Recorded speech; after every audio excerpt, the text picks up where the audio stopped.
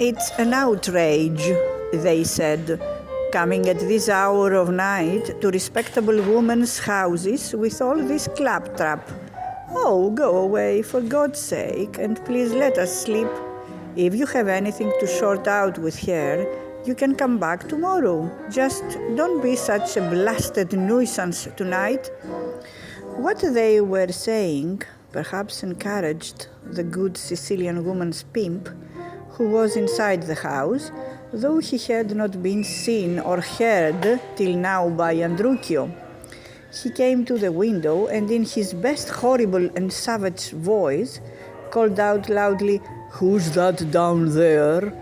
Andrucchio looked up when he heard this and saw someone who, so far as he could tell, which was not much, had the air of a man to be taken seriously.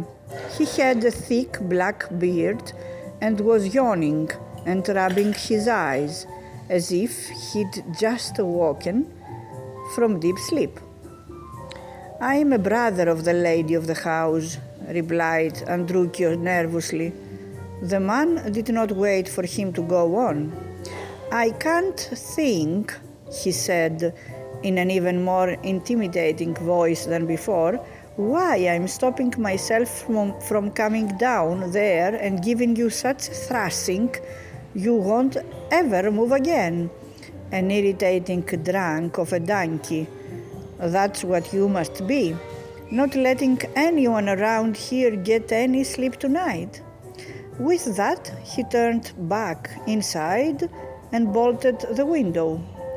Some of the neighbors knew what sort of a man he was and whispered a few fearful words of advice to Andrucchio. "For God's sake," they said, "go away, good man, don't get yourself murdered down there. Go away for your own good." Being already terrified by the ruffian's voice and appearance, Andrucchio saw every reason for accepting this advice, which he felt was motivated by simple goodwill. He was now as dejected as anyone could be and despaired of recovering his money. He set off towards the part of the city he had come from, following the servant girl earlier that day, aiming to get back to his inn, but with no idea of the way. Then, since the stench he could smell coming from him was disgusting, he decided to go towards the sea in order to wash himself down. But he turned leftwards and headed up a street called the Ruga Catalana, or Catalan Way.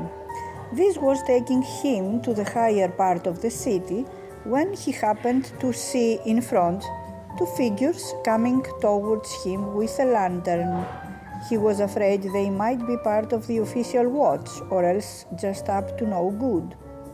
He noticed an open building nearby and quietly crept in to try to avoid them, but it was as if they had been directed precisely to that spot. They too entered the building. One was carrying various tools around his neck, which he unloaded, and the two of them began looking the tools and over and commenting on them. At a certain point in their conversation, one of them said, "What can it be? I can smell the worst stink I've ever smelled." And then, lifting up the lantern a bit, they saw the miserable Andrucchio.